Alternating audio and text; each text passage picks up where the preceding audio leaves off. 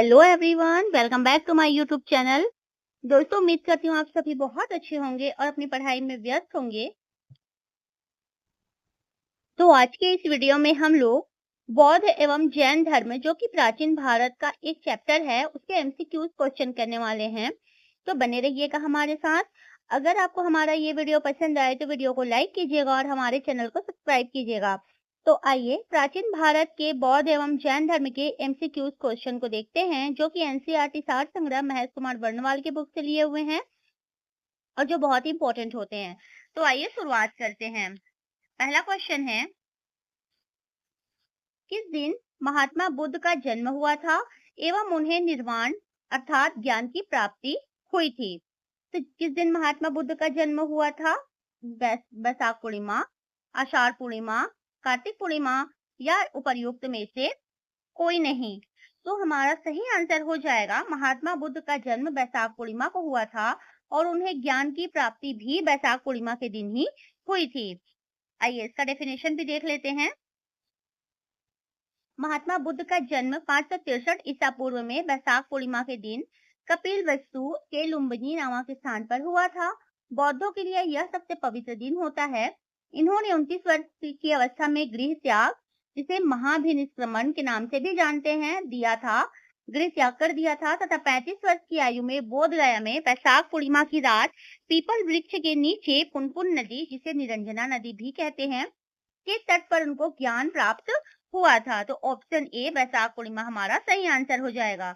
Next question है, महात्मा बुद्ध किस वंश से संबंधित थे? महात्मा बुद्ध क्या गात्रिक वंश से संबंधित थे, मौर्य वंश से, शाक्य वंश से या कुरु वंश से? तो महात्मा बुद्ध शाक्य वंश से संबंधित थे। महात्मा बुद्ध किस वंश से संबंधित थे? तो शाक्य वंश से संबंधित थे। महात्मा बुद्ध का जन्म नेपाल के तराई क्षेत्र में स्थित कपिलवस्तु के लुम्बिनी ग्राम में शाक्य नामक एक क्षत्रिय कुल में 563 ईसा पूर्व में हुआ था। महात्मा बुद्ध को शाक्य मुनि भी कहा जाता है। इनके पिता शुद्धोधन कपिलवस्तु के शाक्यगढ़ के मुखिया थे। बढ़ते हैं अगले क्वेश्चन की ओर। क्वेश्चन नंबर 3 है, गौतम बुद्ध द्वारा अपने धर्म में दीक्षित किया जाने वाला अंतिम व्यक्ति कौन था? गौतम बुद्ध द्वारा अपने धर्म में दीक्षित किया जाने वाला अंतिम व्यक्ति कौन था? आनंद, सारिपुत्र, मोदग्यालन या सुभद्र? तो हमारा सही आंसर हो जाएगा सुभद्र। गौतम बुद्ध द्वारा अपने धर्म में दीक्षित किए जाने वाला अंतिम व्यक्ति सुभद्र था। चलिए डेफिनेशन देख लेते हैं। महात्मा बुद्ध अपने जीवन के अंतिम दिनों में धर्म प्रचार करने के लिए हिरण्यवती नदी के तट पर स्थित कुशीनगर में अपने शिष्य चुंद के यहाँ पहुंचे, जहाँ सुअर का मांस खाने के कारण 483 ईसा पूर्व में 80 वर्ष की आयु में उनकी मृत्यु हो गई। बौद्ध ग्रंथों में से महापरिनिर्वाण कहा जाता है। मृत्यु के पूर्व कुशीनारा के परिव्राजक सुभद्र को उन्होंने अपना अंतिम उपदेश दिया था। बुद्ध ने अपना प्रथम उपदेश सारनाथ में दिया, जिसे बौद्ध ग्रंथ में धर्म चक्र परिवर्तन कहा गया है। बुद्ध ने अंतिम वर्षा काल वैशाली में बिताया था। चलिए क्वेश्चन नंबर 4 पर आते हैं। अष्टांग मार्ग की संकल्पना अंग है दीपवंश की विषय वस्तु का, दिव्यावदान की विषय वस्तु का, महापरिनिर्वाण की विषय वस्तु का या धर्म चक्र परिवर्तन की विषय वस्तु का? तो ऑप्शन डी हमारा सही आंसर हो जाएगा, धर्म चक्र परिवर्तन की विषय वस्तु का। गौतम बुद्ध ने दुख की निवृत्ति के लिए अष्टांगिक मार्ग का उपाय बताया। इसके 8 तत्व है: सम्यक दृष्टि, सम्यक संकल्प, सम्यक वाक, सम्यक कर्मांत, सम्यक आजीव, सम्यक व्यायाम, सम्यक स्मृति एवं सम्यक समाधि। अष्टांगिक मार्ग धर्म चक्र परिवर्तन की विषय वस्तु का अंग है। अष्टांगिक मार्ग को भिक्षुओं का कल्याण मित्र भी कहा जाता है। क्वेश्चन नंबर 5 है, त्रिपिटक क्या है? त्रिपिटक क्या है? सामाजिक समानता का सिद्धांत, जैन धर्म के दार्शनिक सिद्धांत, तीर्थंकरों का जीवन चरित्र या बौद्ध साहित्य? तो त्रिपिटक क्या है? तो बौद्ध साहित्य है। त्रिपिटक बौद्ध साहित्य है। बौद्ध साहित्य में महात्मा बुद्ध के ज्ञान प्राप्त करने के समय से लेकर महापरिनिर्वाण तक के प्रवचनों को संग्रहित किया गया है। इन्हीं को त्रिपिटक कहते हैं। इन्हें 3 भागों में बांटा गया है: विनय पिटक, अभिधम पिटक एवं सुत्त पिटक। विनय पिटक की रचना उपाली ने की, जिसमें बौद्ध संघ के नियमों का वर्णन है, तथा सुत्त पिटक की रचना आनंद ने की थी, जिसमें बौद्ध के उपदेशों और संवादों का संग्रह है। अभिधम पिटक की रचना शिष्य ने की थी, जिसमें बुद्ध के आध्यात्मिक और दार्शनिक विचारों का संकलन है। अगला क्वेश्चन है, अलार कलाम कौन थे? बुद्ध के एक शिष्य, एक प्रतिष्ठित बौद्ध भिक्षु, बुद्धकालीन एक शासक या बुद्ध के गुरु? तो अलार कलाम कौन थे? बुद्ध के गुरु थे। अलार कलाम बुद्ध के गुरु थे। आइए इसका डेफिनेशन देख लेते हैं। अलार कलाम सांख्य दर्शन के आचार्य एवं प्रसिद्ध साधक थे। महाभिनिष्क्रमण के पश्चात ज्ञान की खोज में बुद्ध ने अलार कलाम से दीक्षा प्राप्त की, अतः उन्हें बुद्ध का गुरु भी कहा जाता है। बुद्ध के अन्य गुरु उदक रामपुत भी माने जाते हैं। चलिए आगे बढ़ते हैं और क्वेश्चन नंबर 7 पर आते हैं। निम्नलिखित में से किसे एशिया का ज्योतिपुंज कहा जाता है? लाइट ऑफ एशिया कहा जाता है गौतम बुद्ध को, महात्मा गांधी को, महावीर स्वामी को या विवेकानंद को? तो एशिया का ज्योतिपुंज गौतम बुद्ध को कहा जाता है, जैसा आप सभी जानते हैं। ऑप्शन ए हमारा सही आंसर हो जाएगा। गौतम बुद्ध को एशिया का ज्योतिपुंज कहा जाता है। गौतम बुद्ध के जीवन पर एडविन अर्नोल्ड ने लाइट ऑफ एशिया नामक काव्य पुस्तक की रचना की थी। इन्होंने इस पुस्तक को लिखने के लिए बौद्ध ग्रंथ ललित विस्तार की सहायता ली। क्वेश्चन नंबर 8 है, बुद्ध की मृत्यु के पश्चात प्रथम बौद्ध संगीति की अध्यक्षता किसने की थी? महाकश्यप ने, धर्मसेन ने, अजातशत्रु ने या नागसेन ने? तो बुद्ध के मृत्यु के पश्चात प्रथम बौद्ध संगीति की अध्यक्षता महाकश्यप ने की थी। प्रथम बौद्ध संगीति कब हुई थी? तो 483 ईसा पूर्व में राजगृह में हुई थी। बुद्ध की मृत्यु के पश्चात प्रथम बौद्ध संगीति 483 ईसा पूर्व का आयोजन राजगृह की सप्तपर्णी गुफा में किया गया तथा बुद्ध के उपदेशों को 2 पिटकों सुत्त पिटक और विनय पिटक में संकलित किया गया। यह संगीति अजातशत्रु कौन थे? तो हर्यक वंश के शासक थे। उनके शासन काल में आयोजित की गई एवं इसकी अध्यक्षता महाकश्यप ने की। इसमें बुद्ध के शिष्य आनंद और उपाली भी उपस्थित थे। क्वेश्चन नंबर 9 है, नालंदा विश्वविद्यालय की स्थापना का युग है। नालंदा विश्वविद्यालय किस युग में स्थापित किया गया था? मौर्य, कुषाण, गुप्त या पाल? तो नालंदा विश्वविद्यालय की स्थापना का युग है गुप्त युग। गुप्त काल में नालंदा विश्वविद्यालय की स्थापना की गई थी। नालंदा विश्वविद्यालय प्राचीन भारत में उच्च शिक्षा का सर्वाधिक महत्वपूर्ण केंद्र एवं बौद्ध पीठ था। यह दक्षिणी बिहार में राजगीर के निकट स्थित है। इसकी स्थापना का श्रेय गुप्त शासक कुमारगुप्त प्रथम को प्राप्त है। मोहम्मद गोरी के सेनापति बख्तियार खिलजी ने 1199 ईस्वी में इसे पूर्णतः नष्ट कर दिया था।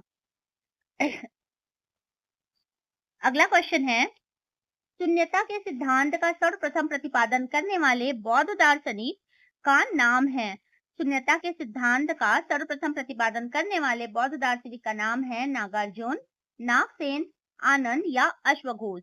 तो हमारा सही आंसर हो जाएगा नागार्जुन। शून्यता का सिद्धांत का प्रतिपादन करने वाले बौद्ध दार्शनिक है नागार्जुन। ऑप्शन ए हमारा सही आंसर हो जाएगा। आइए इसका डेफिनेशन देखते हैं।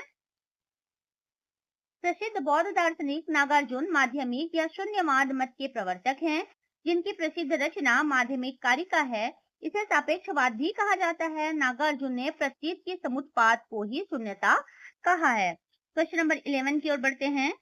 जैन धर्म का आधारभूत नैतिक मूल्य क्या है? कर्म, निष्ठा, अहिंसा या विराग? जैन धर्म का आधारभूत नैतिक मूल्य क्या है? तो 11 का आंसर हो जाएगा ऑप्शन सी, अहिंसा। जैन धर्म का आधारभूत नैतिक मूल्य है अहिंसा। अहिंसा जैन धर्म का आधारभूत नैतिक मूल्य है।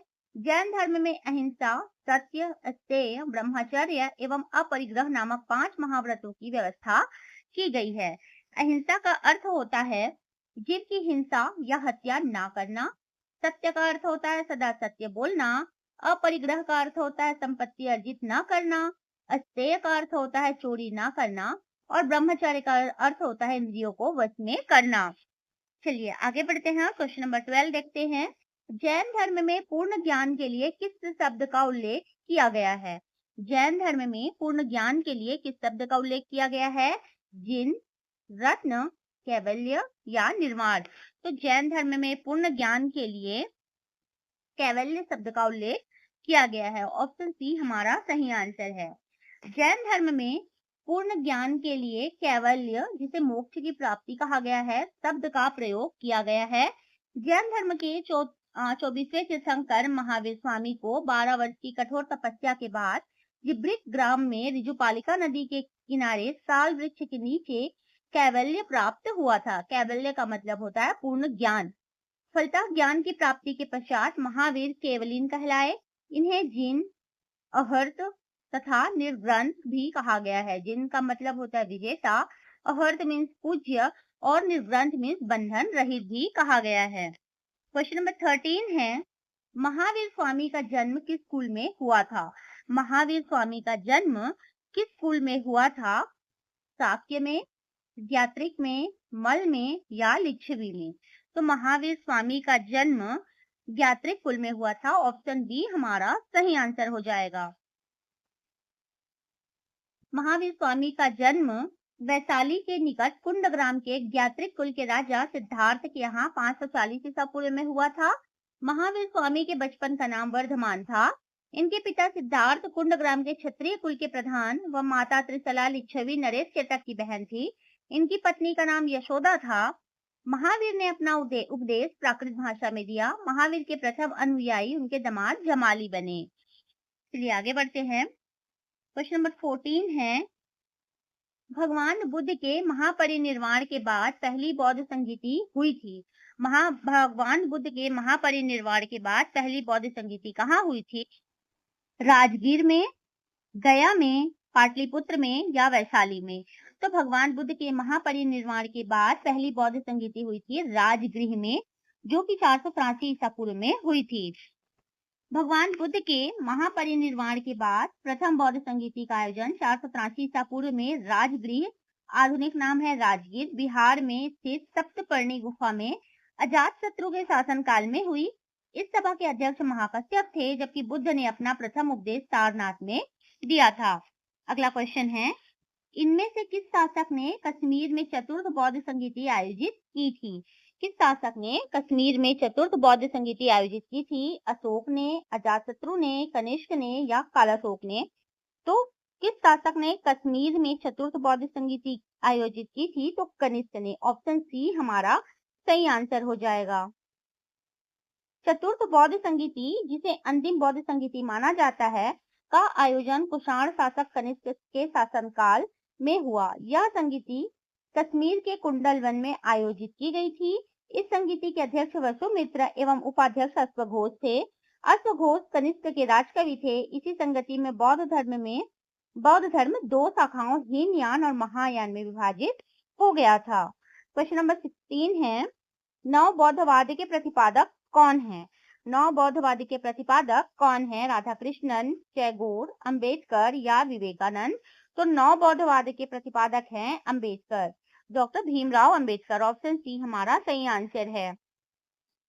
14 अक्टूबर 1956 के दिन भीमराव अंबेडकर ने 5 लाख से अधिक अनुयायियों को बौद्ध धर्म की दीक्षा दी थी। अंबेडकर के नेतृत्व में हुई यह 1956 की बौद्ध क्रांति आज भी सक्रिय है। वर्ष 1956 के सामूहिक धर्म परिवर्तन समारोह के बाद से अब तक के धर्म परिवर्तित बौद्ध बनने वाले में अधिकांश लोग अनुसूचित जाति से संबंधित हैं। इस संप्रदाय को ही नवयान कहा जाता है। नवयान का अर्थ होता है नया मार्ग। अगला क्वेश्चन देखते हैं, भारत के सांस्कृतिक इतिहास के संदर्भ में निम्नलिखित युग्मों पर विचार कीजिए।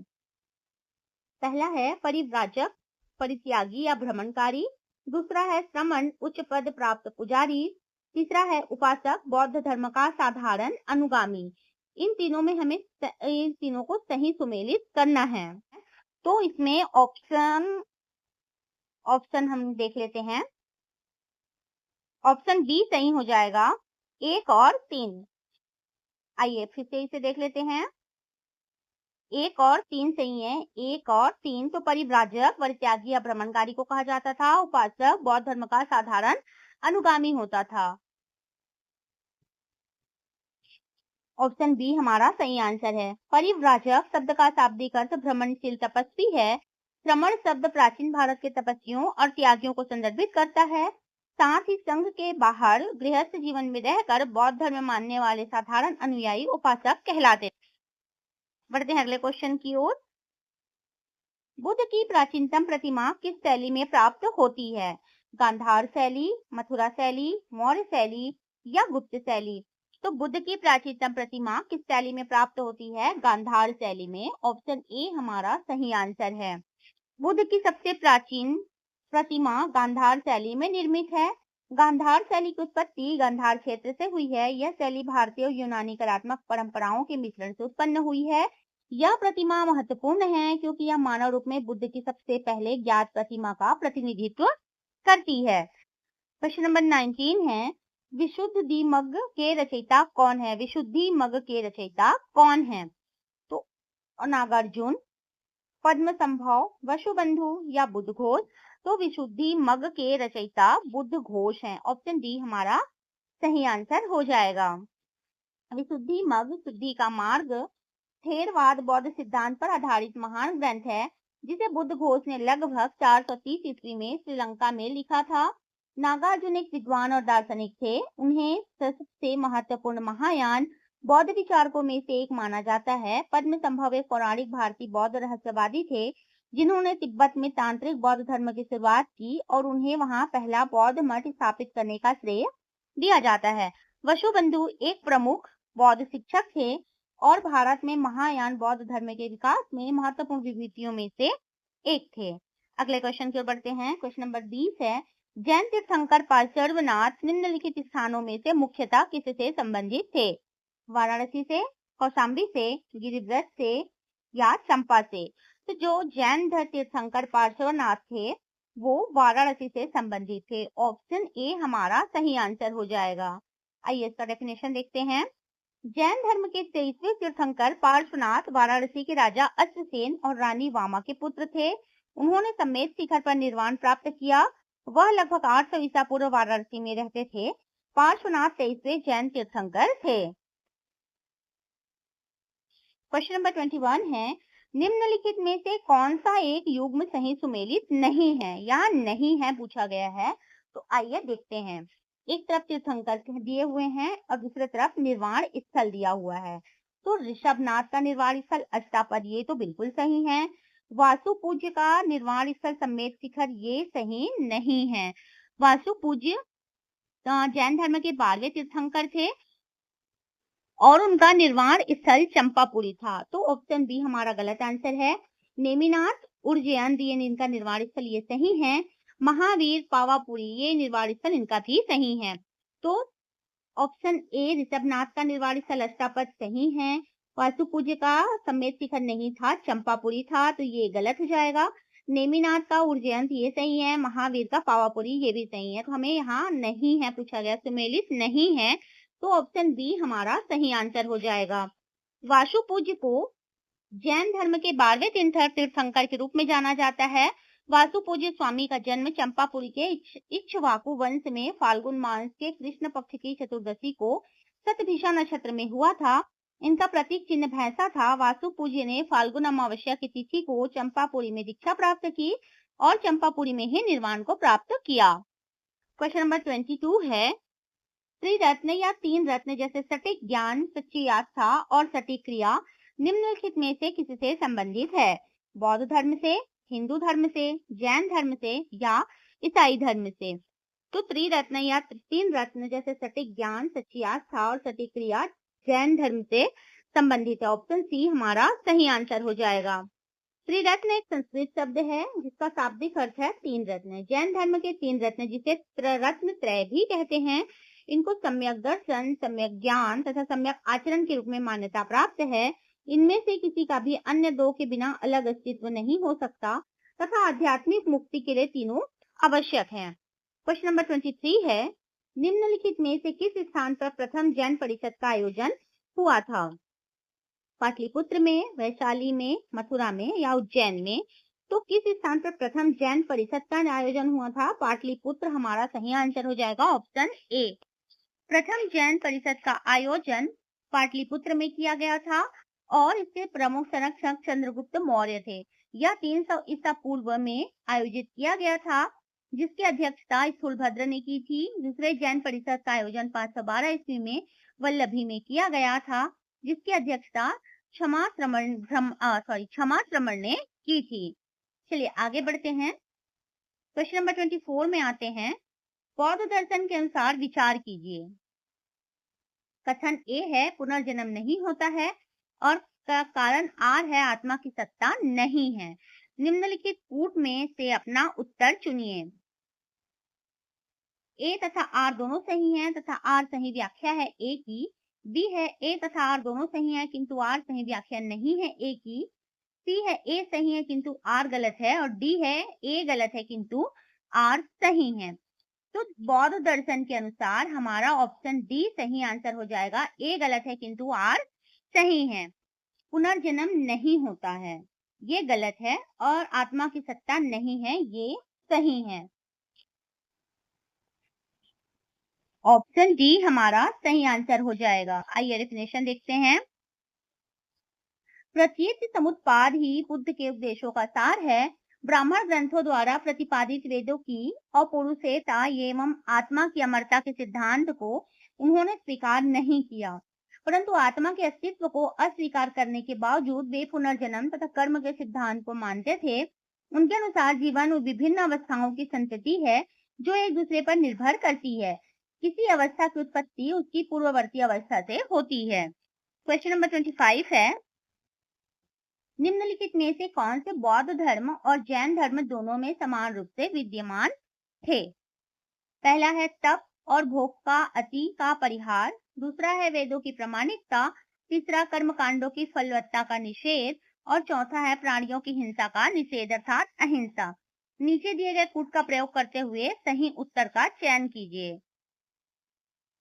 ऑप्शन बी हमारा सही आंसर है। 2, 3 और 4 वेदों की प्रामाणिकता, कर्मकांडों की फलवत्ता का निषेध और ऑप्शन 4 है प्राणियों की हिंसा का निषेध। तो ये जो 3 ऑप्शन हैं 2, 3 और 4 ये सही हो जाएंगे। तो ऑप्शन बी हमारा सही आंसर हो जाएगा। तप और भोग का अति का परिहार एवं मध्यम मार्ग का अनुसरण केवल बौद्ध धर्म में किया गया था, जैन धर्म में नहीं। जबकि वेदों की प्रामाणिकता के प्रति अनास्था, कर्मकांडों की फलवत्ता का निषेध एवं प्राणियों की हिंसा का निषेध दोनों धर्मों में किया गया है। तो दोस्तों यहाँ पर बौद्ध एवं जैन धर्म के जो एमसीक्यूज क्वेश्चन थे वे खत्म होते हैं। अगले वीडियो में हम लोग महाजनपद के एमसीक्यूज क्वेश्चन करने वाले हैं, तो बने रहिएगा हमारे साथ। अगर आपको हमारा ये वीडियो पसंद आए तो वीडियो को लाइक कीजिएगा और हमारे चैनल को सब्सक्राइब कीजिएगा। तो मिलते हैं नेक्स्ट वीडियो में, तब तक के लिए धन्यवाद।